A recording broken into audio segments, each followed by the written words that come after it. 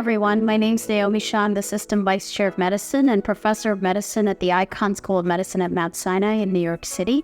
And today I'd like to share with you some insights on the negative impacts of excessive daytime sleepiness due to obstructive sleep apnea. And before we really get into that, I just wanted to sort of set the stage and make sure that we understand what excessive sleepiness is versus normal sleepiness. And really the main distinguishing feature is that one is a biological drive state, which is normal sleepiness, and excessive sleepiness, which is a symptom of either difficulty in maintaining wakefulness and or an increased propensity to fall asleep, and more importantly, in inappropriate circumstances and in situations that interfere with activities of daily living.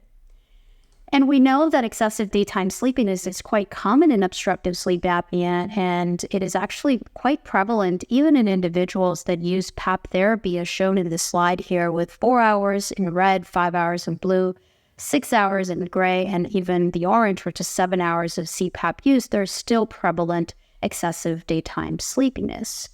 So why do patients with obstructive sleep apnea get excessive daytime sleepiness? And we think it's because of neuronal damage in wake-promoting brain regions, as shown here in this slide, that produce wake-promoting neurotransmitters like dopamine and norepinephrine and orexin. And the intermittent hypoxia and sleep fragmentation may be damaging to these centers. Of course, it's important that we identify treatable conditions associated with persistent sleepiness in obstructive sleep apnea, the main one really being behaviorally induced insufficient sleep and inadequate treatment of obstructive sleep apnea, either because of reduced adherence or because of suboptimal pressure. And we know that sleepiness is a problem because, as this slide shows here, many studies have shown that it's associated with mortality and morbidity, including myocardial disease or myocardial infarction, coronary heart disease, stroke, and all-cause mortality.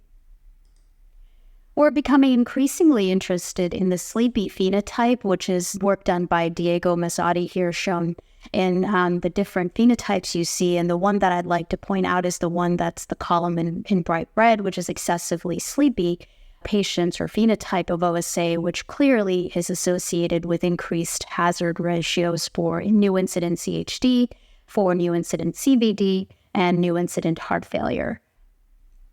We also know that the economic and societal burden of excessive daytime sleepiness in patients with OSA is quite a lot. And this slide here shows all of the studies that have essentially studied different aspects of this burden, including the cost, humanistic outcomes, motor vehicle, and workplace incidents. And I've summarized that here essentially, which I'd like to just take the next minute to walk through. So the adverse health effects of excessive daytime sleepiness and obstructive sleep apnea really composite increased risk of headaches. That's a very common one we see, depressed mood, anxiety. There's also increasing evidence on impaired cognition, including decreased cognitive flexibility, executive function, and working memory. Disturbed attention and impaired vigilance is a big one, especially as it relates to the societal burden on higher rates of motor vehicle accidents and workplace accidents, leading to injury and disability. There's also evidence on decreased quality of life in patients who have excessive sleepiness and OSA compared to those who do not have sleepiness. And then there's this hypothesized association with excess healthcare utilization and increased healthcare costs, which then lead to loss of productivity as for the population as a whole. And then the economic burden of EDS and OSA is also quite prevalent, including the unrecognized and underappreciated direct and indirect costs. So in summary, there's quite a lot of evidence that sleepiness is prevalent in individuals with obstructive sleep apnea, even when they use conventional therapies like CPAP as many as 7 hours per night, and that it is associated with mortality and morbidity.